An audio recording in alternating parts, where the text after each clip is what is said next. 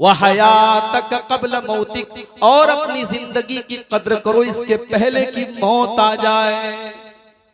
इसके पहले कि तुम आज तो अपनी फोर व्हीलर पर और अपनी महंगी महंगी 30-30, 40-40 लाख की गाड़ियों पर तुम सफर करते हो। तुम्हारे गांव में तुम्हारी गाड़ियों की धूम है, तुम्हारी दौलत की धाक है। इससे पहले कि वो दिन आ जाए जब फॉर्च्यूनर पे चलने वाला, जब महंगी महंगी गाड़ियों पर चलने वाला, जब करोड़पति बंगले में रहने वाला, जब 4 लोगों के कंधे पर सवार होकर के कब्रिस्तान जाएगा, उस दिन के आने के पहले तुम तैयारी कर लो मेरे भाई। कभी रात का सफर आपने किया होगा, कार से आप सफर कर रहे हैं, रात का टाइम और जंगल से आपकी कार गुजर रही है। मेरे भाइयों, कभी रात के उस सफर में अपने कार की लाइटों को बुझा करके देखो। जब चारों तरफ अंधेरा हो और आप जंगल के बीच में आपकी कार खड़ी हो, आपको कितना डर महसूस होगा, आपको कितना भयानक लगेगा। मेरे भाइयों, कल कब्र के अंदर भी हम उसी हालात से 2-4 होंगे। उस कब्र में न माँ आएगी, न बाप आएगा, न औलाद आएगी, न रिश्तेदार आएंगे। सारे के सारे लोग हमारे मरने के बाद बड़े आंसू बहाएंगे, हमें नहलाएंगे, कफनाएंगे और कब्रिस्तान में ले जाकर के मिट्टी में डाल देंगे और मिट्टी दे करके हाथ झाड़ के चले जाएंगे और कहेंगे लहद तक आपकी ताजीम कर दी, अब आगे आप और आपके आमाल जाने। यहाँ तक आपकी ताजीम कर दी, अब आगे आपके आमाल जाने। मेरे भाइयों, उस कब्र के अंधेरे में अल्लाह के फरिश्ते आपके पास आएंगे और आपके अमल के हिसाब के साथ या तो कब्र में अजाब होगा या कब्र में जन्नत की खिड़की खोल दी जाएगी। अब ये आपको तय करना है कि आप उस जिंदगी में क्या करने वाले हैं। अल्लाह के प्यारे नबी फरमाते हैं, वह हयातक कब्ल मौतिक, अपनी जिंदगी की कदर करो इससे पहले कि मौत आ जाए। तो जमाने की कसम खा करके अल्लाह ताला ने जमाने की अहमियत हमें और आपको बताई। और एक और तर्जमा इसका किया गया, वल अस्र, असर के टाइम की कसम या असर की नमाज की कसम। 5 टाइम की नमाजों में असर की नमाज की बड़ी अहमियत है। जिस तरीके से फजर की नमाज की बड़ी अहमियत है, उसी तरीके से असर की नमाज की बड़ी अहमियत है। आमतौर से फजर के टाइम भी आदमी सोया रहता है और असर के टाइम भी, जब दोपहर में इंसान कैलूला करता है, आराम करता है, तो असर के टाइम भी अपनी नींद को कुर्बान करके उसको असर पढ़ना पड़ता है। इसलिए अल्लाह कुरान में कहता है, हाफिजू अलस्सलावाति वस्सलातिल वुस्ता, मेरे बंदो तुम नमाजों की हिफाजत करो और खास तौर से बीच वाली नमाज यानी असर की नमाज की हिफाजत करो, असर की नमाज की पाबंदी करो। वक़ूमू लिल्लाहि क़ानितीन, और नमाज में सुकून के साथ अल्लाह के सामने खड़े रहो। असर की नमाज की बड़ी अहमियत है। यही असर की नमाज थी जो जंग खंदक के मौके पर, जब अल्लाह के नबी सल्लल्लाहु अलैहि वसल्लम काफिरों के साथ, मुशरिकों के साथ जब लड़ रहे थे, जंग कर रहे थे, उनसे अपना डिफेंस कर रहे थे, और उसी में आपकी असर की नमाज कज़ा हो गई। यहां तक कि सूरज गुरूब हो गया तो अल्लाह के रसूल को इतना गुस्सा आया, इतना नाराज हुए आप कि आप आमतौर से बद्दुआ नहीं करते थे, मगर आपकी असर की नमाज कज़ा हुई तो आपको इतना गुस्सा आया कि आपने बद्दुआ देते हुए फरमाया, मला अल्लाहु बुयूतहुम व कुबूरहुम नारा, अल्लाह ताला इन काफिरों की कब्रों को और इनके घरों को जहन्नम की आग से भर दे। शगलूना अन सलातिल वुस्ता, इनकी वजह से हमारी असर की नमाज कज़ा हो गई, इनकी वजह से असर की नमाज हम टाइम से नहीं पढ़ पाए। अल्लाह इनके घरों को और इनकी कब्रों को जहन्नम की आग से भर दे। तो असर की नमाज की कसम खा करके अल्लाह ताला असर की नमाज की अहमियत बता रहा है। और जब असर की नमाज आपको पढ़ना है तो जाहिर है जो इंसान असर की नमाज पढ़ेगा, जो फजर की पढ़ेगा, वो 5 टाइम की पढ़ेगा, 5 टाइम की पढ़ेगा, वो नमाज का पाबंद होगा। मगर अफसोस की बात है, मस्जिदें आज हर गांव में हैं और एक नहीं 4 मस्जिदें हैं। मैं किसी गांव में जाता हूं, लोग कहते हैं मौलवी साहब यहाँ 4 मस्जिदें हैं, एक जामा मस्जिद है, 4 वक्तिया मस्जिद है। लेकिन आप फजर की नमाज में चले जाइए, जलसे में हजारों की भीड़ है, उसी गांव के हजारों लोग मौजूद हैं जलसे में, और फजर की नमाज में चंद लोगों के सिवा कोई नजर नहीं आता है। मेरे भाइयों, नमाज की पाबंदी न करके हम और आप अगर अपने आप को कुरान और हदीस पे चलने वाला कहते हैं, अहले हदीस कहते हैं और मुवहिद कहते हैं और कुरान और हदीस पे चलने वाला कहते कहते हैं तो तुफ है हम पर, तुफ है हम पर कि हम किस मुंह से अपने आप को अहले हदीस कहते हैं। मेरे भाइयों, दावा करना आसान है, उस दावे पर अमल करना मुश्किल काम है। अगर अहले हदीस हम कहते हैं तो हमें और आपको कम से कम उस नबी की आखिरी वसीयत का ख्याल रखना चाहिए। अल्लाह के नबी की आखिरी वसीयत क्या थी? अस्सलात अस्सलात वमा मलकत ईमानुकुम। आपने अपनी उम्मत को वसीयत की थी नमाज की पाबंदी करना, तो अल्लाह ताला ने अस्र की कसम खा करके हमें नमाज की। उसके बाद फरमाया इन्नल इंसान लफी खुस्र, बेशक तमाम के तमाम इंसान खास खसारे में है, घाटे में है, नुकसान में है। सवाल ये पैदा होता है, अडानी जी तो बहुत पैसा कमा रहे हैं, अंबानी जी तो बहुत पैसा कमा रहे हैं, इस्राइल जैसा मुल्क आज दुनिया को नाको चने चबवा रहा है, ये तो ईमान वाले नहीं है, ये तो मोमिन नहीं है, ये तो नेक अमल करने वाले नहीं है, कोई जालिम है, कोई फासिक है, कोई फाजिर है, कोई हरामखोर है, कोई मुशरिक है। ये लोग तो दुनिया में बड़ी दौलत कमा रहे हैं। और अल्लाह क्या कह रहा है? इन्नल इंसान लफी खुस्र, बेशक तमाम के तमाम इंसान खसारे में। इसका मतलब ये हुआ, यहाँ खसारे का मतलब वो खसारा नहीं जो हम समझ रहे हैं। हो सकता है दुनिया में वो इंसान दौलत कमा ले, वो बिल्डिंगें बना ले, वो नाम कमा ले, वो शोहरत कमा ले, वो सब कुछ हासिल कर ले, मगर हकीकत में वो घाटे में है, क्योंकि कयामत के दिन वो घाटे में होगा। असल कामयाबी ये नहीं है कि आपके पास दुनिया की दौलत आ जाए और दुनिया का ऐशो आराम आ जाए। असल कामयाबी ये है कल अल्लाह की बारगाह में ये फैसला हो जाए, मेरा ये बंदा जहन्नम में नहीं जाएगा, जन्नत में जाएगा। फमन ज़ुज़िया अन्नारि व उदखिलल जन्नत फ़क़द फ़ाज़। कल क़यामत के दिन जिसको अल्लाह ताला जहन्नम की आग से बचाएगा और जिसको जन्नत में डालेगा वही कामयाब होगा। मेरे भाइयों, इन्नल इंसान लफी खुस्र, अल्लाह फरमाता है कि तमाम के तमाम इंसान घाटे में है। यानी जो चार चीजें मैं बयान करने जा रहा हूं, अगर ये चार चीजें तुमने अपने अंदर पैदा नहीं की तो हो सकता है तुम दुनिया के एतबार से तो फायदे में और प्रॉफिट में रहोगे, लेकिन आखिरत में तुम खसारे में रहोगे। अच्छा, एक चीज और बताऊंगा, आप लोग खेती करते हैं, किसान लोग हैं, आपको समझने में आसानी होगी। खेती का एक प्रोसेस होता है, उसमें बहुत बहुत मेहनत लगती है, बहुत कुछ करना पड़ता है।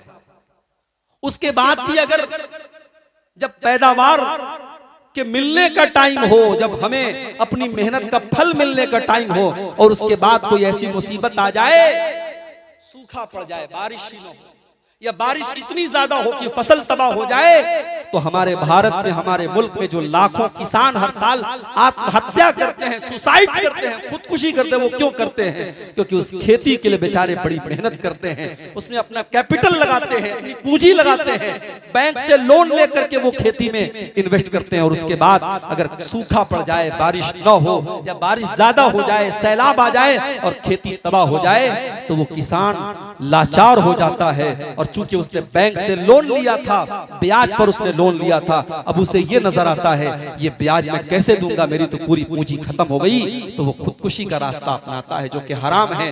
ब्याज पर लोन लेना भी हराम है और खुदकुशी करना भी हराम है, मगर ये कदम वो उठाता है और मायूस होकर के उठाता है। क्यों? क्योंकि वो देखता है कि मेरी मेहनत का फल मुझे नहीं मिलेगा। मेरे प्यारे साथियों, कल कयामत के दिन भी सबसे ज्यादा खसारा उठाने वाले कौन लोग होंगे? कुरान का 15वां पारा खोलिए, अल्लाह ताला फरमाता है सूरह काफ के अंदर, कुल हल नुनब्बिउकुम बिल अक्सरीन आमाला अल्लज़ीना दल्ला सायुहुम फिल हयातिद दुनिया व हुम यहसबूना अन्नहुम युहसिनूना सुना।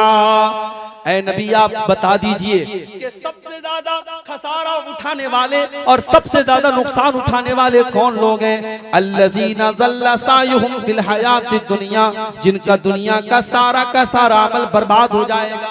जितना अमल वो करके आए हैं वो सारा का सारा अमल बर्बाद हो जाएगा और वो समझते रहे कि हम बहुत नेक अमल करके आए हैं। ये कौन लोग होंगे? फरमाया उलाइकल्लज़ीना कफरू बिआयाति रब्बिहिम व लिक़ाई।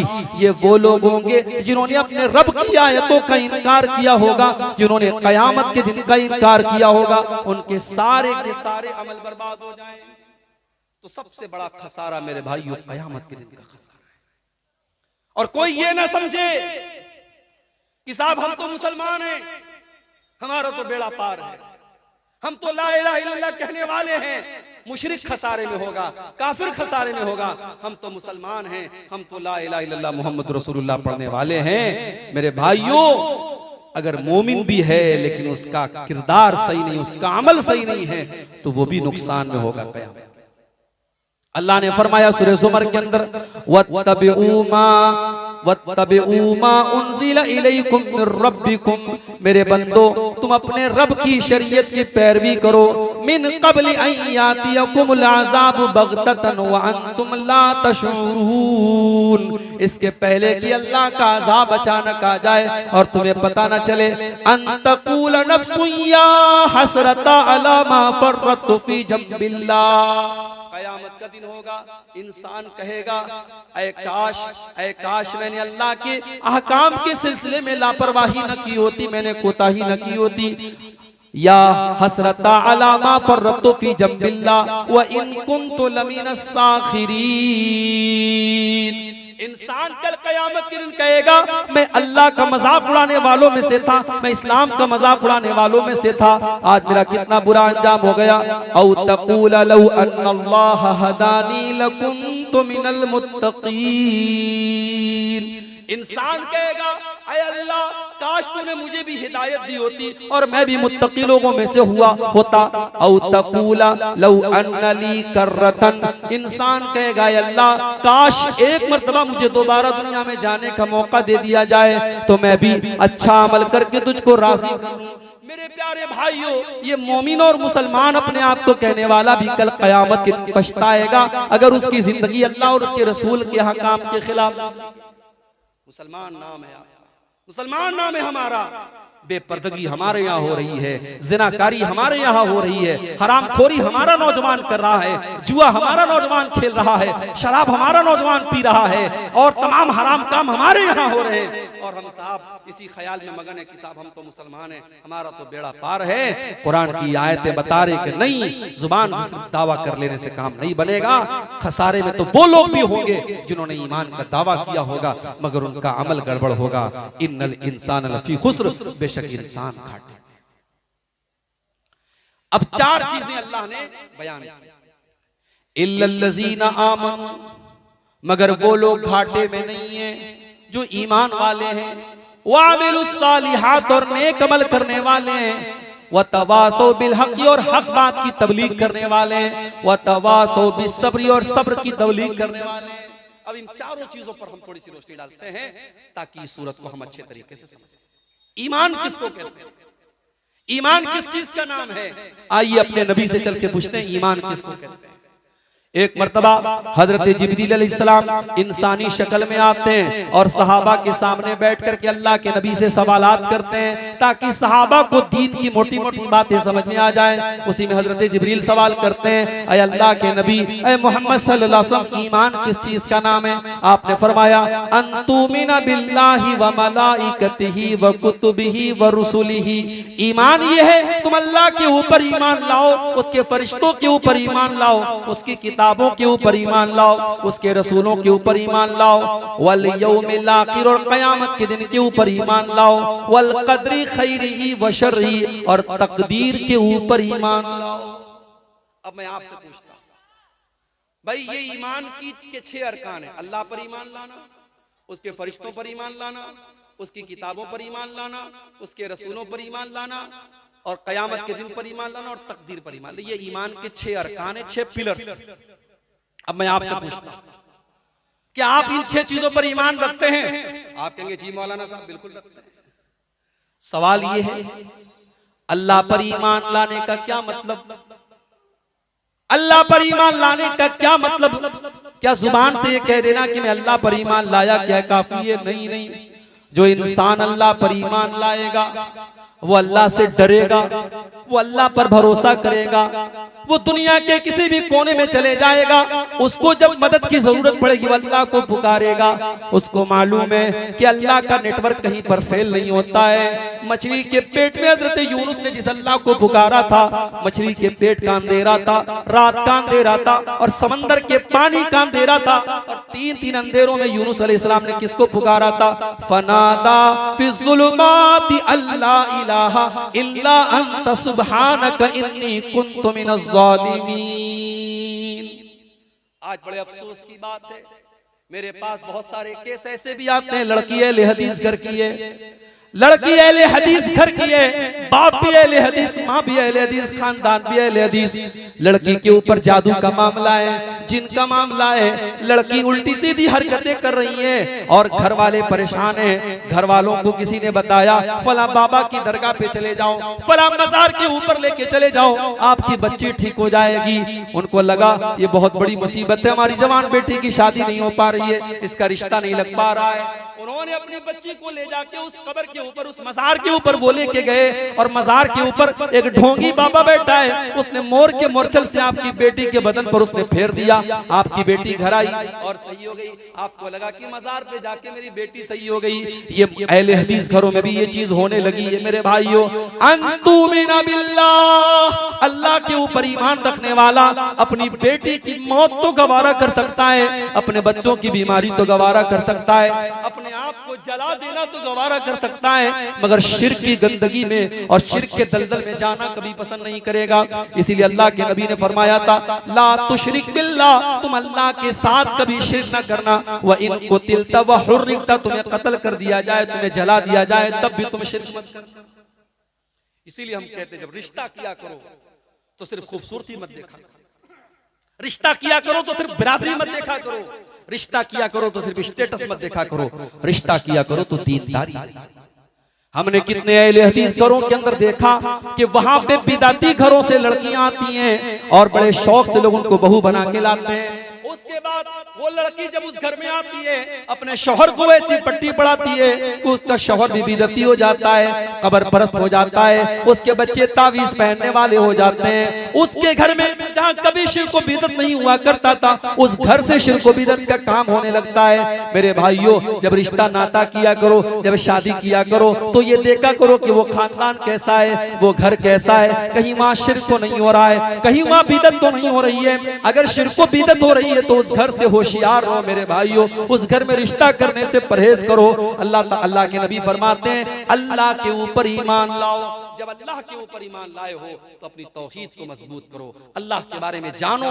मेरे भाइयों, आपने रात रात भर तकरीरें सुनी है, मगर अल्लाह के बारे में जो मोटी मोटी बातें, अल्लाह की जात के बारे में हमारा क्या अकीदा होना चाहिए, अल्लाह की सिफात के बारे में हमारा क्या अकीदा होना चाहिए, ये जलसों में तकरीरों में ये बातें नहीं हो सकती है, नहीं होती हैं। आप मस्जिदों में छोटे छोटे दर्स रखें और अपने इलाके के उलमा से फायदा उठाएं और अल्लाह के बारे में जानने की कोशिश करें। अगर आप अल्लाह के ऊपर ईमान रखते हैं तो अल्लाह को जाने। उसके बाद दूसरी चीज व मलाइकतिही, हम अल्लाह के तमाम फरिश्तों के ऊपर भी ईमान रखते हैं। अल्लाह के बहुत सारे फरिश्ते हैं, हमें तो सबका नाम भी नहीं पता। हम जिब्रील को जानते हैं, हम इस्राफील को जानते हैं, मीकाईल को जानते हैं, बहुत सारे फरिश्ते हैं जिनका नाम भी हमें नहीं पता। फरिश्तों की कितनी संख्या हमको ये भी नहीं पता, इतनी तादाद में फरिश्ते हमको उनकी तादाद भी नहीं मालूम। मगर हाँ, हम ये अकीदा रखते हैं कि फरिश्ते भी अल्लाह ताला की मखलूक हैं, फरिश्ते अल्लाह की मखलूक हैं, फरिश्ते अल्लाह के हुक्म के बगैर कुछ नहीं कर सकते।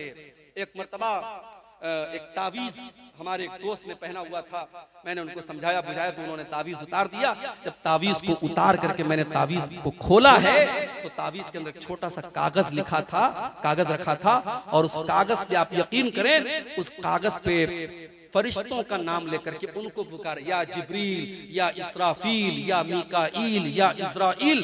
उस तावीज के अंदर अल्लाह के फरिश्तों को पुकारा गया था। मेरे भाइयों, फरिश्तों को अगर कोई अपनी मुसीबतों में पुकारता है, फरिश्ते अल्लाह के बंदे हैं, अल्लाह की मखलूक हैं, उनको पुकारने वाला मुशरिक है।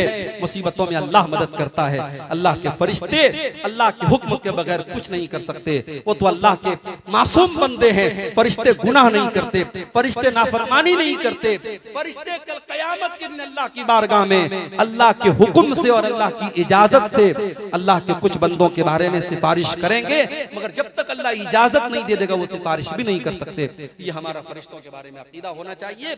और फरिश्ते जिस तरीके से हम मिट्टी से पैदा हुए हैं और जिन्नात आग से पैदा हुए हैं, उसी तरीके से फरिश्ते नूर से पैदा हुए हैं।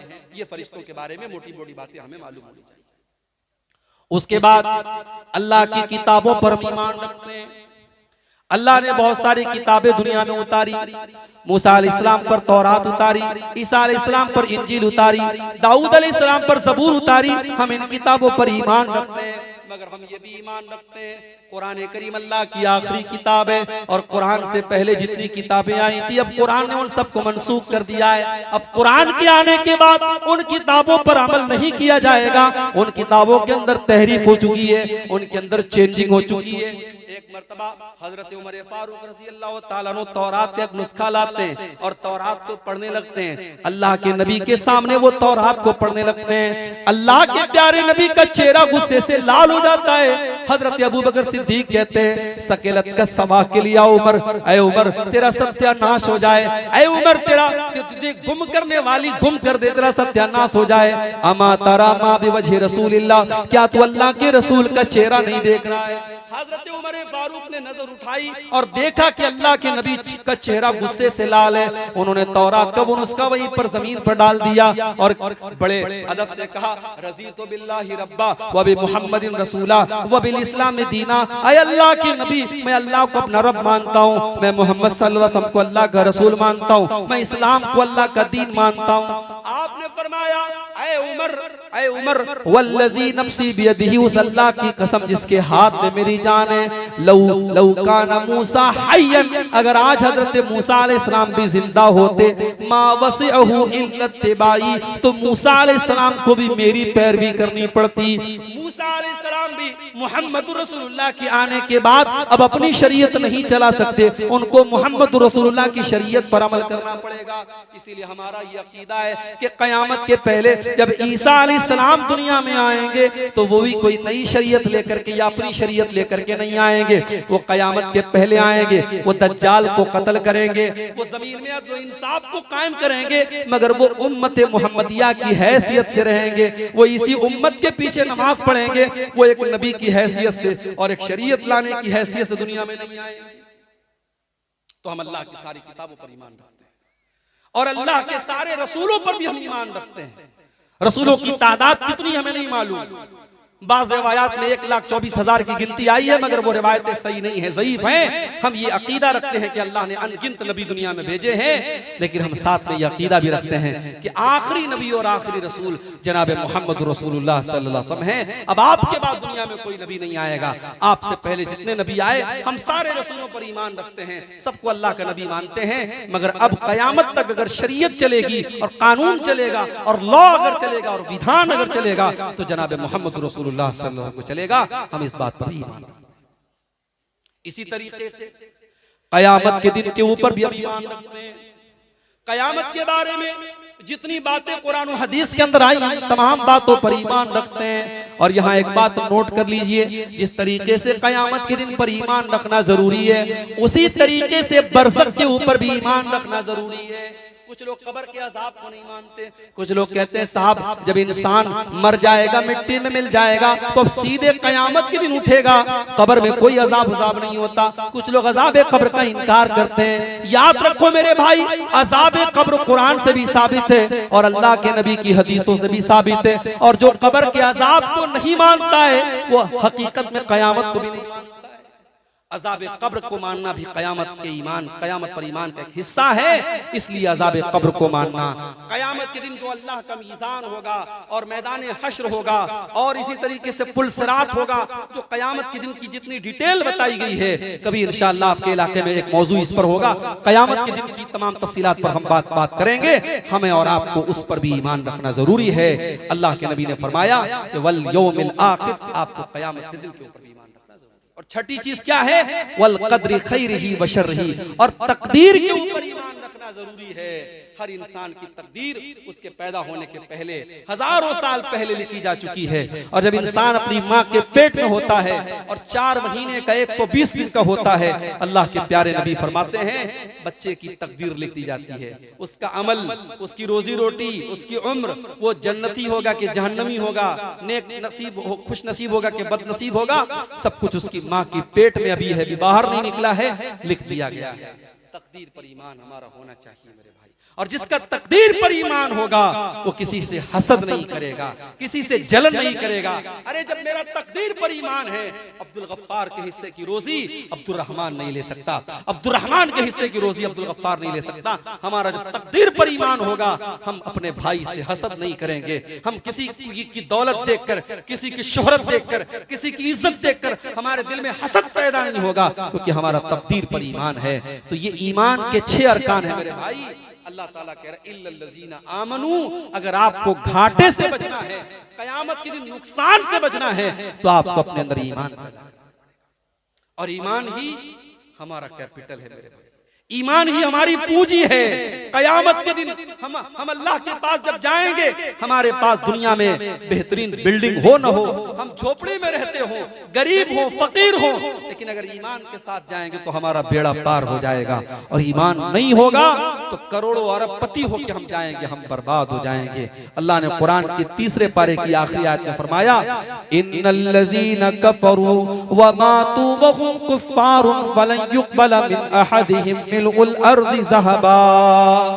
जो लोग कुफ्र की हालत में दुनिया से चले जाएंगे, ईमान के बगैर दुनिया से चले जाएंगे और उसी हालत में उनको मौत आ जाएगी, कल कयामत के दिन वो जमीन भर के सोना भी अगर लेके आ जाएंगे तो अल्लाह ताला जमीन भर के सोना भी उनका कबूल नहीं करेगा।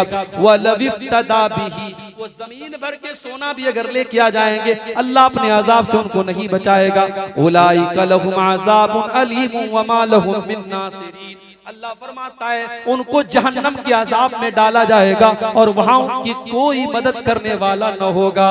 मेरे भाइयों, इस ईमान की दौलत की कदर करो। अल्लाह ने हमें और आपको ईमान वाला बनाया, अल्लाह ने तौहीद पर चलने वाला बनाया, इस्लाम पर चलने वाला बनाया। इस ईमान की दौलत की कदर करो। और ये भी नोट कर लो, ईमान घटता और बढ़ता भी है। ईमान घटता और बढ़ता है। जैसे मोबाइल में चार्जिंग होती है, 100% चार्जिंग है तो मोबाइल बराबर काम करता है। चार्जिंग कम होती है, मोबाइल की बैकलाइट स्लो हो जाती है, मोबाइल स्लो काम करने लगता है। जिस तरीके से मोबाइल की चार्जिंग घटती और बढ़ती है, हमारे ईमान की चार्जिंग भी घटती और बढ़ती है। अब ये एक अलग टॉपिक है, ईमान किस चीज से घटता है, ईमान किस चीज से बढ़ता है। मैं मिसाल के तौर पर, एग्जाम्पल के तौर पर एक चीज बता दूं कि कुरान पढ़ने से और कुरान सुनने से ईमान बढ़ता है। अल्लाह ने फरमाया इन्नमल मुमिनून अल्लज़ीना इज़ा ज़ुकिरल्लाहु वजिलत क़ुलूबुहुम। मोमिन तो वो लोग हैं जब अल्लाह का नाम लिया जाता है तो उनके दिल कांप जाते हैं। व इज़ा तुलियत अलैहिम आयातुहु ज़ादतहुम ईमाना। और जब अल्लाह की आयतें उनके ऊपर पढ़ी जाती हैं, जब कुरान की आयतें उनके सामने पढ़ी जाती हैं, ज़ादतहुम ईमाना, तो उनका ईमान बढ़ जाता है। व अला रब्बिहिम यतवक्कलून, और वो अपने रब के ऊपर भरोसा करते हैं। तो ईमान घटता और बढ़ता है, गुनाह का काम करने से घटता है और नेकी का काम करने से बढ़ता है। ईमान के बारे में ये मोटी मोटी बातें आप समझ लें। उसके बाद दूसरी चीज क्या है, व आमिलुस सालिहात। अगर खसारे से बचना है, नुकसान से बचना है, तो अल्लाह कह रहा है नेक अमल करने वाले बन जाओ। नेक अमल किसको कहते हैं? हमारा बहुत बड़ा तबका ऐसा है जो रबीउल अव्वल के महीने में जुलूस निकालता है। मुझे नहीं मालूम कटिहार में निकलता है कि नहीं निकलता है। एक मर्तबा मालदा में कलियाचक में मेरा प्रोग्राम था और इत्तेफाक से 12 रबीउल अव्वल की तारीख थी। मैं यकीन माने मालदा से कलियाचक का रास्ता मुश्किल से 1 घंटे का 1.5 घंटे का रास्ता होगा। उस रास्ते को क्रॉस करने में कई घंटे लगे, पूरा रास्ता जाम है। नौजवान लड़के चमकदार कपड़ा पहन करके, लड़कियां भी हैं लड़के भी हैं और झूम रहे हैं, बड़े बड़े डीजे बज रहे हैं और बड़े बड़े झंडे गाड़ियों पर लगे हैं और लाइन से गाड़ियां चल रही हैं और अस्सलातु वस्सलामु अलैका या अल्लाह के नारे बुलंद हो रहे हैं। और ये सब किस नाम पे हो रहा है? दीन के नाम पे हो रहा है। ये सब दीन के नाम पर हो रहा है और करने वाला ये समझ के कर रहा है साहब हम बहुत बड़ा नेक काम कर रहे हैं। याद रखो मेरे भाइयों, जिस काम को दुनिया वाले नेक अमल कहें वो नेक अमल नहीं है। जिसको हमारे बड़े बड़े लोग नेक अमल कहें वो नेक अमल नहीं है। नेक अमल किसको कहते हैं? अल्लाह ने फरमाया कुरान के 16वें बारे में सूरह कहफ की आखिरी आयत में अल्लाह ने फरमाया फमन काना यरजू लिका रब्बिही फलयामल अमलन सालिहा। जो अपने रब से मुलाकात करना चाहता है, जो अल्लाह से मिलना चाहता है, जो जन्नत में जाना चाहता है, वो ऐसा अमल करे जो शरीयत की नजर में नेक अमल हो। वला युशरिक बिइबादति रब्बिही अहदा। और अपने अमल में वो अल्लाह के साथ किसी को शरीक न करे। पता ये चला कि हमारा अमल नेक अमल कब है? जब उसके अंदर 2 चीजें पाई जाएं। नंबर 1, हमारा अमल कुरान और हदीस के मुताबिक हो और नंबर 2, उसमें हम अल्लाह के सिवा किसी और को शरीक न करें। अगर दिखावा है, अगर रियाकारी है तो हमारा अमल जितना भी खूबसूरत अमल हो अल्लाह क्या बर्बाद हो जाएगा। मेरे भाइयों, इसलिए हम बिदात के भी खिलाफ हैं और शिर्क के भी खिलाफ हैं। वो अमल सालिहात में दोनों का रद्द है। हमें नेक अमल करना है, हमें वो अमल करना है जो खालिस अल्लाह के लिए किया गया हो और वो अमल करना है जिस पर अल्लाह के प्यारे नबी की मुहर लगी। 2:30 बजे खत्म करना है।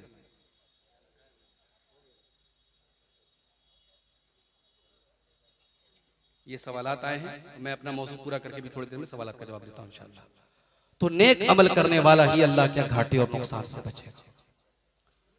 अच्छा, अब एक बात और है कि भाई अगर कोई इंसान बिदअत कर रहा है, नबी की मोहब्बत के नाम पे कर रहा है, तो कल कयामत के दिन उसका अंजाम क्या होगा? एक हदीस आपको सुनाता हूं, फिर बात को आगे बढ़ाता हूं। कयामत के दिन अल्लाह के नबी अपनी उम्मत के लोगों को कौसर का पानी पिलाएंगे। अब ये कौसर का पानी कैसा होगा? बस आप इतना समझ लीजिए कि जो कौसर का जाम पी लेगा उसको फिर कभी प्यास नहीं लगेगी।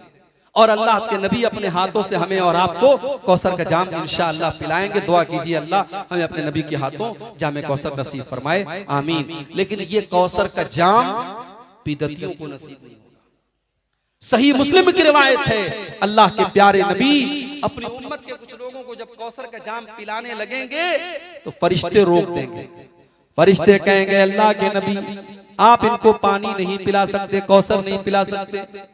अल्लाह के नबी फरमाएंगे ये तो मेरी उम्मत के लोग हैं, ये तो मेरे मानने वाले लोग हैं, ये तो मेरा कलमा पढ़ने वाले लोग हैं, मेरा नाम लेने वाले लोग हैं। फरिश्ते कहेंगे इन्नका ला तदरी मा अहदसु बादक, ऐ मोहम्मद सल्लल्लाहु अलैहि वसल्लम आप नहीं जानते इन्होंने आपके बाद दीन में कौन कौन से नए नए काम निकाले, इन्होंने दीन में कितनी बिदात खुराफात निकाली आप नहीं जानते। इसका मतलब ये हुआ कि बिदअती कयामत के दिन धुतकार दिया जाएगा, उसे नबी के हाथों कौसर का जाम भी नसीब नहीं होगा। इसलिए मेरे भाइयों अल्लाह से दुआ करो अल्लाह हमें बिदअत और खुराफात से महफूज रखे। इल्लल्लज़ीना आमनू व अमिलुस सालिहात। और तीसरी चीज क्या है? वतवासौ बिल हक़्क़ि। और नेक अमल करने के बाद उस शरीयत की उस दीन के बारे में दूसरों को बताना भी जरूरी है। अल्लाह ने अगर आपको तौहीद पर बनाया है, आपका कोई भाई शिर्क कर रहा है, आपका कोई भाई बिदअत कर रहा है, आपका कोई भाई कोई गलत काम कर रहा है, आपकी जिम्मेदारी सिर्फ अपने आप को बचाना नहीं है, अपने तमाम भाइयों को बचाना है।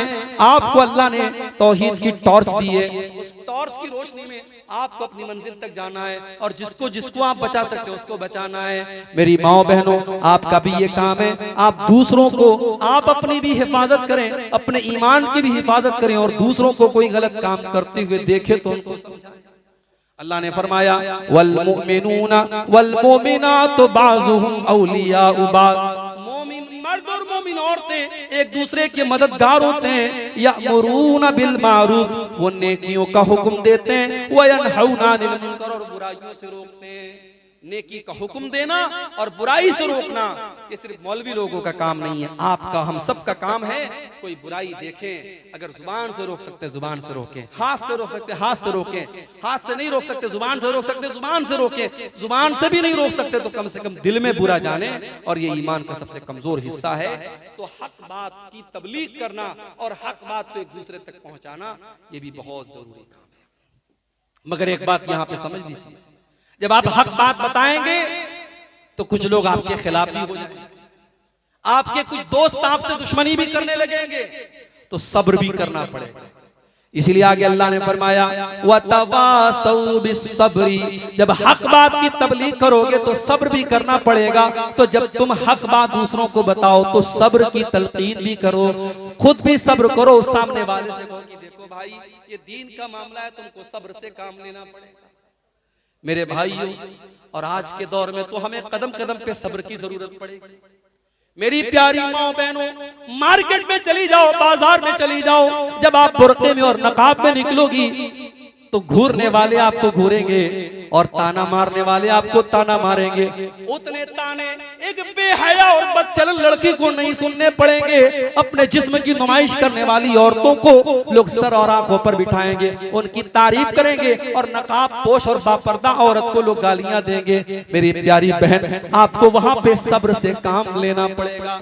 मेरे नौजवान भाइयों, जब आप अपने आप को गुनाहों से बचाने की कोशिश करेंगे, अपने दामन को ज़िनाकारी और बदकारी से बचाएंगे, आपके कुछ दोस्त ताना देंगे, अरे तू तो बड़ा पुराने दौर का आदमी है, तू तो हालात और जमाने से बहुत पीछे चल रहा है, देख फलाने की तो इतनी गर्लफ्रेंड्स है, फलाने की तो इतनी लड़कियों से दोस्ती है, उसके मोबाइल पर तो फला फला के नंबर है, फला फला के वीडियोस है।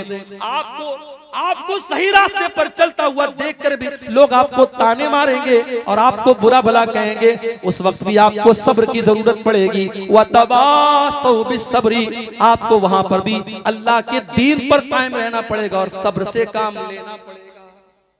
सब्र बड़ा वसी लफ्ज़ है मेरे भाई, सब्र के ऊपर भी हमें और आपको बहुत गौर करने की जरूरत है।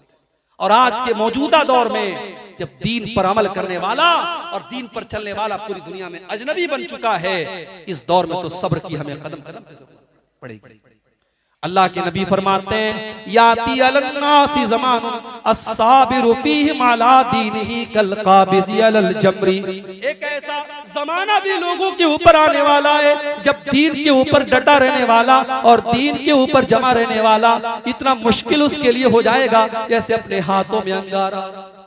आपका भाई है, बैंक से लोन लेकर के कारोबार कर रहा है, ब्याज पर पैसा लेकर के कारोबार कर रहा है, और आपकी बीवी आपसे कह रही है अरे देखो वो तो इतना पैसा लेके काम कर रहा है, तुम क्यों नहीं करते हो। आप परेशानी उठा रहे हैं, आपकी बीवी आपको समझा रही है तुम भी सूद और ब्याज का लेन देन क्यों नहीं करते हो। लेकिन यहाँ पर आपको अल्लाह के दीन पर सब्र करना है, अल्लाह के दीन पर डटे रहना है। मेरे प्यारे भाइयों, जब आपको लगे कि दीन बड़ा मुश्किल हो चुका है और दीन पर अमल करना बड़ा मुश्किल हो चुका है, तो नबी अकरम की सीरत को पढ़ लिया करना और नबी के सहाबा की जिंदगियों को पढ़ लिया करना।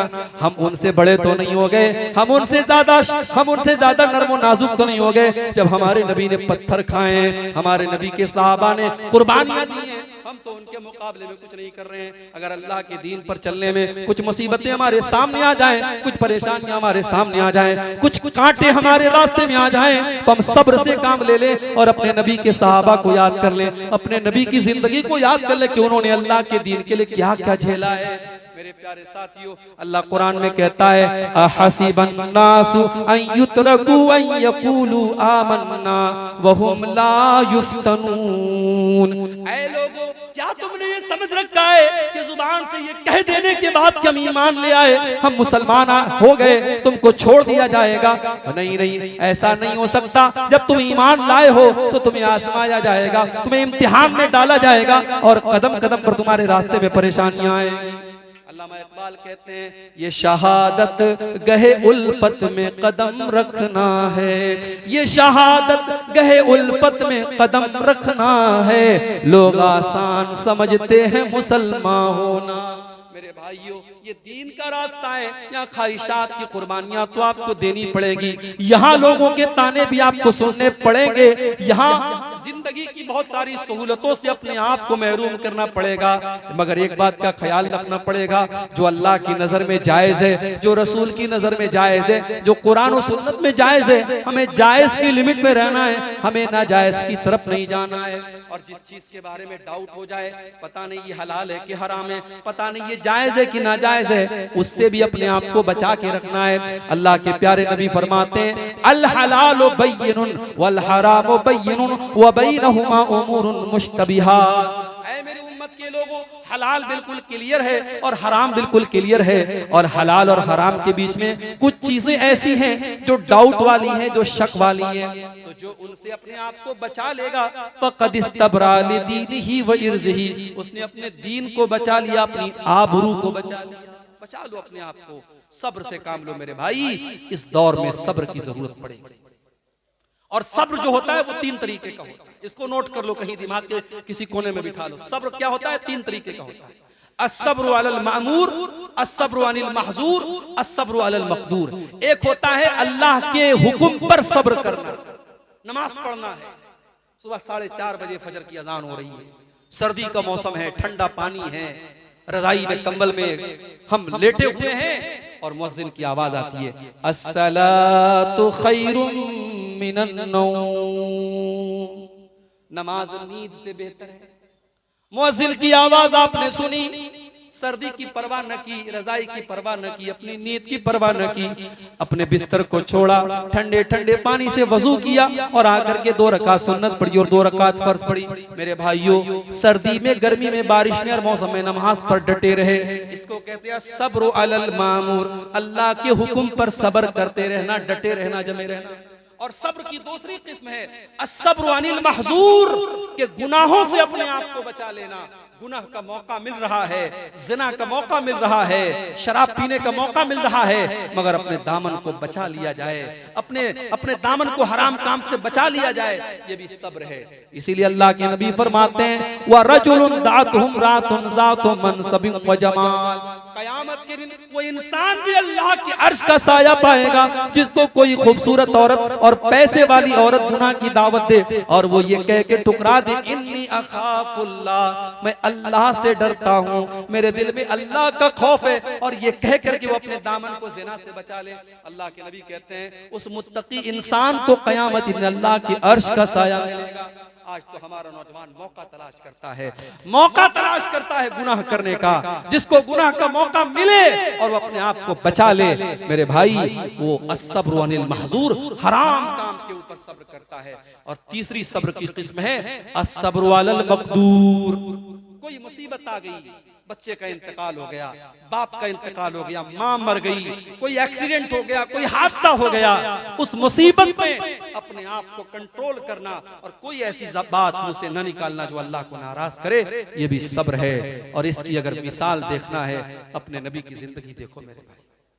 अल्लाह के नबी की वफात से कुछ साल पहले आपको बेटा पैदा हुआ, आपको बेटे की बड़ी ख्वाहिश थी, लेकिन जो भी बेटे पैदा हुए सब बचपन में इंतकाल कर गए।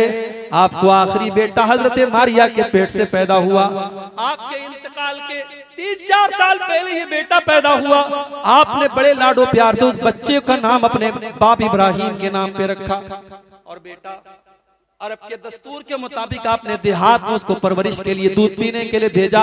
अभी वो बच्चा 1.5 साल का है। आपके पास खबर आई कि इब्राहिम बहुत बीमार है, बहुत बीमार है, बहुत सीरियस हालत में। आप अपने साहबा को लेकर के इब्राहिम को देखने के लिए जाते हैं। अपने बच्चे को अल्लाह के नबी गोद में लेते हैं। वो बेटा जो बड़ी आरज़ू थे, बात इस उम्र में 55 साल की, 56 साल की उम्र में अल्लाह के नबी को मिला है। उस बच्चे को अल्लाह के नबी दम तोड़ता हुआ देखते हैं, उस बच्चे की सांसों को उखड़ता हुआ देखते हैं। उस बच्चे का आखिरी टाइम है, बच्चा आखिरी सांसें ले रहा है और अल्लाह के नबी की आंखों से आंसू बरसने लगते हैं। अल्लाह के नबी रोने लगते हैं। बेटे का इंतकाल आपकी आंखों के सामने हो जाता है और आप कहते हैं, इन्नल ऐन तदमा वल क़ल्ब यहज़ुन वला नक़ूलु इल्ला मा यर्ज़ा रब्बुना।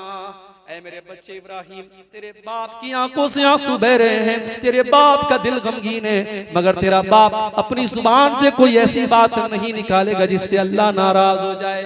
मेरी माओ बहनों, आपके ऊपर कोई मुसीबत अल्लाह ना करे आ जाए, किसी औरत का बच्चा मर जाए, किसी औरत का सुहाग, उसका शौहर इंतकाल कर जाए, किसी औरत के घर में कोई हादसा हो जाए, तो औरतें आमतौर से बड़ी जज्बाती होती हैं, उनकी जुबान से ऐसी बातें निकल जाती हैं जो अल्लाह को नाराज करने वाली हैं। उस मौके पर सब्र से काम लिया करो।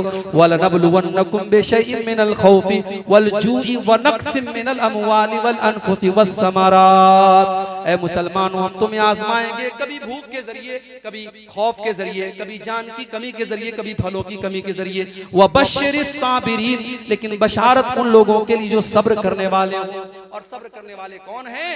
अल्लज़ीना इज़ा असाबतहुम मुसीबतुन क़ालू इन्ना लिल्लाहि व इन्ना इलैहि राजिऊन। सब्र करने वाले वो हैं जो मुसीबत पर कहते हैं इन्ना लिल्लाहि व इन्ना इलैहि राजिऊन, हम अल्लाह ही के हैं और अल्लाह ही की तरफ पलट के जाने वाले। हमारी क्या हैसियत है मेरे भाई? अगर हमें औलाद मिली तो अल्लाह ने दी, हम पैदा हुए तो अल्लाह ने पैदा किया, हमारा बाप जिंदा था तो अल्लाह की मर्जी से जिंदा था, अल्लाह को प्यारा हुआ इंतकाल कर गया तो अल्लाह की मर्जी से गया। इसलिए इन्ना लिल्लाहि व इन्ना इलैहि राजिऊन ये पढ़ करके सब्र करते हैं। उलाइका अलैहिम सलवातु मिर रब्बिहिम व उलाइका हुमुल मुहतदून। अल्लाह फरमाता है वही लोग हैं जिनके ऊपर उनके रब की तरफ से रहमतें हैं और वही हिदायत है। तो ये मगर माफ कीजिएगा, मौत जब आएगी ना, ये पूछ के नहीं आएगी कि आप 30 साल के हैं कि 40 साल। कोरोना आया तब पूछ के नहीं आया, तब 25 साल के हो के 35 साल के। कब्रिस्तान में जब जनाजे आप उठाते हैं, जाके देख लो, अगर 60 और 65 और 70 साल वालों के जनाजे आप उठाते हैं तो 18-20 साल के जवानों के जनाजे भी आप उठाते हैं, 5 साल के बच्चों के जनाजे भी आप उठाते हैं और 70 साल के बूढ़ों के जनाजे भी आप उठाते हैं। इसलिए टाइम की कद्र करो मेरे भाई। अल्लाह जमाने की कसम खा के हमें और आपको बता रहा है कि टाइम बड़ी कीमती चीज है, वक्त बड़ी कीमती चीज है। इसीलिए अल्लाह के नबी फरमाते हैं इग़्तनिम खम्सन क़ब्ल खम्सिन, 5 चीजों की कदर करो, 5 चीजों को गनीमत समझो, 5 चीजों की वैल्यू को समझो, 5 चीजों के आने से पहले। शबाबक क़ब्ल हरमिक, अपनी जवानी की कदर कीमत को समझो अपने बुढ़ापे के आने से पहले। मेरे प्यारे भाइयों, ये जवानी अल्लाह की बहुत बड़ी नेमत है जो हमें और आपको मिली है। इस जवानी का मिसयूज न करो, इसको बदकारी में न गुजारो, इसको अय्याशी में न गुजारो, इसको शराब नोशी में न गुजारो, इसको हराम कारोबार में न गुजारो, इस जवानी को अल्लाह को राजी करने में गुजारो। रब्बे काबा की कसम, तुमने जवानी में जो सजदे तुम करोगे अल्लाह की बारगाह में 60 साल के बाद जो सजदा किया जाए वो सजदा 20 साल की उम्र वाले सजदे के बराबर नहीं हो सकता है। 20 साल का जवान जब अल्लाह की बारगाह में सजदा करता है, जब 20 साल का जवान रातों में अल्लाह की इबादत करता है, उस नौजवान की इबादत अल्लाह को बहुत पसंद है। इसीलिए अल्लाह के नबी फरमाते हैं कयामत के दिन अल्लाह ताला अपने अर्श का साया जिन खुश नसीब बंदों को देगा, उनमें खुश नसीब वो भी होगा वशापुन नशा फी इबादतिल्लाह, वो नौजवान जिसकी जवानी अल्लाह की इबादत में गुजरी हो। अल्लाह के नबी ने ये नहीं कहा वो बूढ़ा जिसकी का बुढ़ापा अल्लाह की इबादत में। बुढ़ापे की उम्र तो ऐसी होती है जब इंसान को एहसास होने लगता है अब मेरा कब्र पैर में लटका है, अब मेरा पैर कब्र में लटका है, अब कभी भी मैं अल्लाह के यहाँ जा सकता हूँ, अब मेरा टाइम खत्म हो रहा है। वो इंसान ऑटोमेटिक नेकियों की तरफ माइल होता है और बुराइयों का जज्बा कम होता है। लेकिन जवानी में जब इंसान के अंदर गुनाह करने की ताकत होती है और इंसान को शैतान ज्यादा बहकाता है और गुनाहों के फितने ज्यादा उसके साथ होते हैं, इसलिए नौजवानी में अपने आप को बचा के रखना ज्यादा है। तो अल्लाह के रसूल सल्लल्लाहु अलैहि वसल्लम क्या फरमा रहे हैं? शबाबक क़ब्ल हरमिक, अपनी जवानी की कदर करो इससे पहले कि बुढ़ापा आ जाए। वसिहतक क़ब्ल सक़मिक, और अपनी तंदुरुस्ती की कदर करो इसके पहले कि तुम बीमार हो जाओ।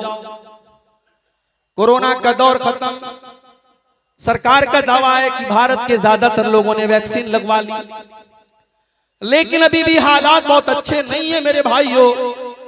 अब हालात वो हैं, अब सरकार पल्ला झाड़ लेगी, लॉकडाउन लगाने की तो हिम्मत अब किसी के अंदर नहीं है। अभी भी वायरस मौजूद है, बीमारियां मौजूद हैं। और हमने अपनी बनारस की सरजमीन पर कई ऐसे मरीजों को पिछले 2-3 महीनों के अंदर देखा, बुखार आया, फीवर आया, डॉक्टर को दिखाया गया, प्लेटलेट की जांच हुई, प्लेटलेट कम पाया गया। इसके पहले कि प्लेटलेट चढ़ाया जाता, इसके पहले कि कंट्रोल किया जाता, 24 घंटे के अंदर मरीज अल्लाह को प्यारा हो गया। कितने वाकयात, बिल्कुल यंग आदमी, बिल्कुल नौजवान आदमी बीमार होता है और इंतकाल कर जाता है। हम नहीं जानते कौन सा बुखार जानलेवा बन जाएगा, हम नहीं जानते कौन सी खांसी जानलेवा बन जाएगी, हम नहीं जानते सीने का कौन सा दर्द हार्ट अटैक की खबर लेकर के आ जाएगा, हम नहीं जानते पेट का कौन सा दर्द नऊजुबिल्लाह कैंसर की बीमारी लेके आ जाएगा। अगर अल्लाह ने आपको तंदुरुस्त बनाया है, अगर अल्लाह ने आपको बीमारियों से बचाया है, अल्लाह का शुक्र अदा करो मेरे भाई। कभी जाकर के मुंबई के अंदर कैंसर हॉस्पिटल में जाकर के देखो, आपके जैसे लोग कितने मरीज हैं जो कैंसर की बीमारी में मुब्तला हैं और आज मुंबई के हॉस्पिटल के चक्कर लगा रहे हैं और जिंदगी और मौत की लड़ाई लड़ रहे हैं। अगर अल्लाह ने आपको और हमें, अल्लाह ने इन बीमारियों से बचाया है तो इस नेमत की कदर करो। अल्लाह के नबी फरमा रहे हैं वसिहतक क़ब्ल सक़मिक, अपनी बीमारियों के आने से पहले अपनी तंदुरुस्ती की कदर करो। और तीसरी चीज वग़िनाक क़ब्ल फ़क़्रिक, और अपनी दौलत की कदर करो इसके पहले कि तुम फकीर हो जाओ, गरीब हो जाओ।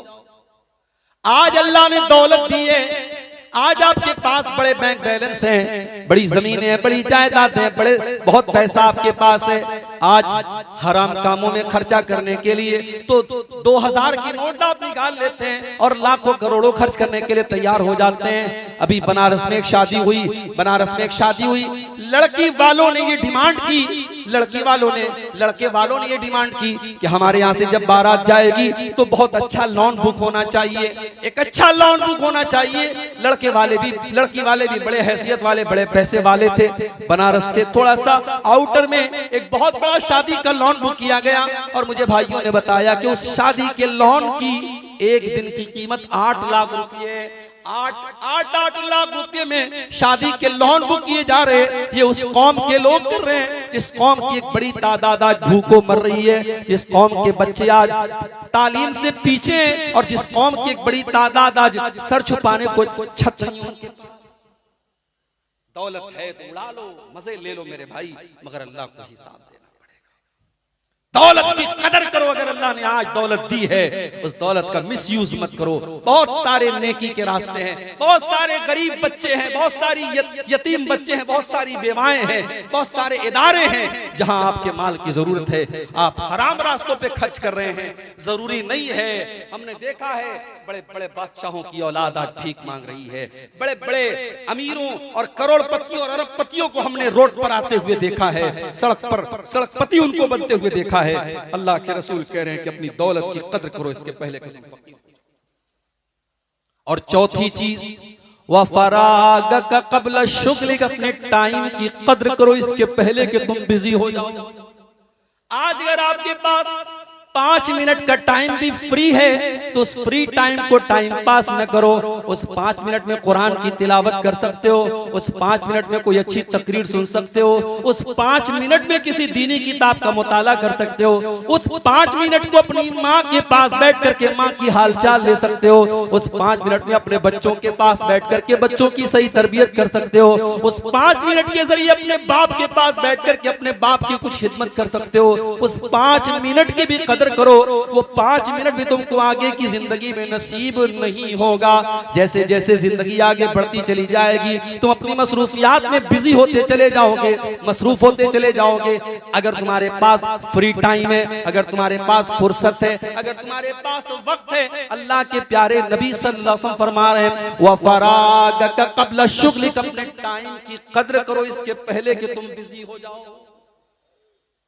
और 4 चीजें हैं सूरह असर में, 4 सबक हमें दिया गया। अगर खसारे से बचना है, नुकसान से बचना है, ईमान वाले बन जाओ, नेक अमल करने वाले बन जाओ, और हक बात की तबलीग करने वाले बन जाओ, और सब्र करने वाले बन जाओ। जितना इल्म अल्लाह ताला ने आपको दिया है उस इल्म के मुताबिक दूसरों को भी दीन के बारे में बताओ और मजीद इल्म हासिल भी करने की कोशिश करते रहो और जितनी बातें आपको कुरान और सुन्नत की पता है दूसरों को पहुंचाने की कोशिश करो। इंशाअल्लाह हम इन 4 खुशनसीबों में शामिल हो जाएंगे। अब ये सवालात आए हैं, देख लेते हैं क्या सवालात आए हैं।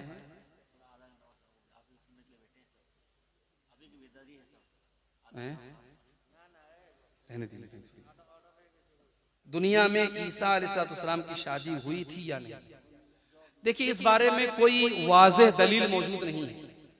ईसा अलैहिस्सलाम की शादी हुई थी या नहीं थी, कोई ऐसी सही हदीस मौजूद नहीं है जिसमें उनकी बीवी का जिक्र हो, उनके बच्चे का जिक्र। इसलिए बहुत सारे उलमा ने लिखा है कि ईसा अलैहिस्सलाम ने शादी नहीं की थी। अब सवाल यह है कि उन्होंने शादी नहीं की थी तो फिर क्या हमें और आपको भी ऐसा करना चाहिए? जी नहीं, हम और आप ईसा अलैहिस्सलाम की शरीयत पर अमल नहीं करते हैं, हम मोहम्मद सल्लल्लाहु अलैहि वसल्लम की शरीयत पर अमल करते हैं। और हमारे नबी ने शादी की थी तो हमारे लिए शादी करना ही सुन्नत है। और अगर किसी को ज़िनाकारी का खतरा हो तो उसके लिए तो शादी करना फर्ज है। ठीक है। क्या बेनमाजी काफिर है? मुदल्लल जवाब। इस बारे में उलमा की 2 अलग अलग राय है। कुछ उलमा ने तो यानी बेनमाजी जो नमाज नहीं पढ़ता है उसको मुतलक तौर पे काफिर कहा है, मगर ज्यादातर उलमा का ये मौकिफ है कि अगर इंसान सुस्ती और काहली की वजह से नमाज नहीं पढ़ता है तो वो काफिर नहीं है, मुसलमान है, गुनहगार है। हाँ, अगर कोई इंसान नमाज की फर्जियत का इनकार करता है या बिल्कुल कभी नमाज नहीं पढ़ता है, एकदम कुल्ली तौर पर नमाज को छोड़े हुए है, तो फिर उस इंसान को मोमिन कहना मुश्किल है। वो इंसान कुफ्र की हद तक पहुंच चुका है, इल्ला कि वो तौबा और इस्तिगफार कर ले। तो अगर कोई नमाज को फर्ज ही नहीं मानता है तो वो काफिर हो जाएगा, लेकिन नमाज की फर्जियत का इकरार करता है और नमाज नहीं पढ़ता है तो सख्त गुनहगार है और उसको जल्द से जल्द तौबा करके नमाज की पाबंदी करना चाहिए। जिसका अकीदा शिरकिया हो उसके साथ शादियां कराना और उसका ज़बिया खाना कैसा है? देखिए, अगर मालूम है कि उसके यहाँ शिरक हो रहा है तो शादी नहीं करनी चाहिए। और ज़बिया की जहां तक बात है, अब ये बड़ा टेढ़ा मसला है। अब आप अगर ये शर्त लगाएंगे कि भाई हमारा कसाई वही हो और गोश्त काटने वाला वही हो जो पक्का तौहीद पर हो, तो बहुत मुश्किल है। आपको अगर ये मालूम है कि वो मुसलमान है तो अगर उसके अकीदे में कुछ खराबियां हैं भी, उसने अगर अल्लाह का नाम लेके ज़बा किया है और जाहिरी तौर पर वो मुसलमान है तो उसका ज़बिया खा सकते हैं। हाँ, जो जाहिरी तौर पर भी मुसलमान ना हो, काफिर हो, मुशरिक हो, उसका ज़बिया बिल्कुल नहीं खा सकते। लेकिन अगर कोई जाहिरी तौर पर मुसलमान है, अब उसके अकीदे में कुछ शिरकिया चीजें हैं, तो वो अल्लाह ताला क्या उसकी पकड़ होगी और वो जवाब देगा, लेकिन उसका ज़बिया आप खा सकते हैं क्योंकि वो बहरहाल कलमा गो है और मुसलमान है। लड़के की शादी अगर उसके वालिदैन न कराएं तो वो क्या करे? भाई कोई है दुखी आदमी है, तो उसके वालिद साहब अगर सुन रहे हो तो भाई उसकी थोड़ा तवज्जो दें उसके ऊपर। उसको ऐसे लड़के को चाहिए कि वो जो है कुछ ऐसी हरकतें करेगा उसके बाप को लगे, कभी कभी अपने बाप का जूता पहन ले, उसका कुर्ता पहन ले, उसके बाप को लगे हाँ बेटा मेरा बड़ा हो गया। और बाप को भी ये सोचना चाहिए कि जब बेटा बड़ा हो गया, शादी के काबिल हो गया, तो उसकी शादी करा दे। ठीक है। और इस मामले में बाज़ जगहों पे बड़ी लापरवाही होती है। लड़कियां, लड़के तो कह भी देते हैं कभी कभी, लड़कियां बेचारी मारे शर्म के कहती नहीं। लड़कियों की उम्र 25 साल 30-30 साल हो जाती है और लड़की के माँ बाप बिला वजह की फालतू की शर्तों की वजह से लड़कियों की शादी को टाले रहते हैं और यहाँ तक कि उनकी उम्र निकलती रहती है। गुनहगार होंगे ऐसे माँ बाप, लड़कियों की और लड़कों की शादी में बिला वजह ताखिर करने वाले ऐसे माँ बाप गुनहगार होंगे। ये बहुत बड़ा गुनाह वो कर रहे हैं। तो अगर ऐसे कोई वालिदैन हैं तो वो इस मामले में लापरवाही न करें और लड़के लड़की की शादी सही वक्त पर कर दें। लड़के की शादी की सही उम्र क्या है? उम्र तो नहीं बताई गई शरीयत के अंदर, हाँ सिफत बताई गई कि जो लड़का जिस्मानी एतबार से बालिग हो चुका है, बीवी का हक अदा कर सकता है जिस्मानी एतबार से, और माली एतबार से उसके पास इतनी कमाई है कि वो अपना और अपनी बीवी का खर्च उठा सकता है, अपने माँ बाप को और अपनी बीवी बच्चों को खिला सकता है, तो फिर उस इंसान को चाहिए कि वो शादी कर दे। उसके लिए कोई उम्र क्राइटेरिया नहीं है। ये 15 साल में भी आदमी इस लायक हो सकता है और 20 साल की उम्र में भी इस लायक हो सकता है। तो हमारे मुल्क में शायद कानूनन जो है 18 साल से कम की शादी जो है, लड़के की तो शायद 21 साल है, लड़कियों की 18 साल है जो कानूनी तौर पर है। तो वो एक हमारे भारत के कानून के हिसाब से शरीयत में उम्र का ऐसा कोई मसला नहीं है। अगर मुसलमानों को कोई गैर मुस्लिम जबरदस्ती अल्लाह ताला का इनकार कराए तो वो क्या करे? मुदल्लल जवाब। वो कुरान की आयत है ना, इल्ला मन उक्रिहा, अगर किसी को मजबूर किया जाए कलमे कुफ्र कहने पर, कोई ऐसा नारा लगाने पर, कोई ऐसी बात कहने पर जो इस्लाम के खिलाफ है, उसको मजबूर किया जा रहा है तो वो इजाजत है, उस हद तक इजाजत है कि अपनी जान बचाने के लिए। लेकिन शर्त वहां पर भी क्या है? वह क़ल्बुहु मुतमइन्नुन बिल ईमान, कि दिल के अंदर ईमान होना चाहिए। ये ना हो कि दिल के अंदर भी अगर वही बात है तब तो वो इस्लाम से खारिज हो जाएगा। अपनी जान बचाने की हद तक वो उस मौके पर कुफ्र वाली बात कह सकता है, जैसा कि हजरत अम्मार बिन यासिर रज़ी अल्लाह तआला अन्हु को काफिरों ने पकड़ा था और उनके मुंह से जबरदस्ती कलमा कुफ्र कहलवाया था। उसी मौके पर यह आयत नाज़िल हुई थी। तो ऐसी मजबूरी की सूरत में कहा जा सकता है। लेकिन अगर उस वक्त भी कोई अपने आप को अपनी जान की परवाह न करे और उस मौके पर भी वो कलमा कुफ्र न कहे तो ये ईमान का और आला दर्जा है। इजाजत तो है, लेकिन अगर उस वक्त भी इंसान अल्लाह के बारे में और इस्लाम के बारे में कोई गलत बात न कहे और अपने जान की भी परवाह न करे तो ये ईमान का और आला दर्जा है। अल्लाह ताला से दुआ है रब्बुल आलमीन हम सबको कुरान सुन्नत पर चलने की तौफीक अता फरमाए। आमीन।